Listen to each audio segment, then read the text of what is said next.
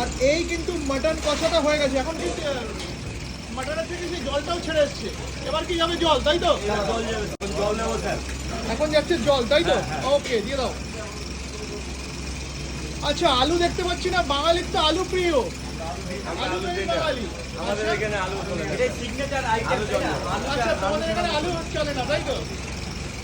Mutton শুধু এভাবেই ready. এরকম কি থকথকে গ্রেভি নাকি আরেকটু ঝোল হবে?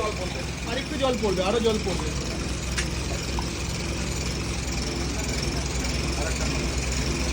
ওয়াও, রেডি হয়েছে।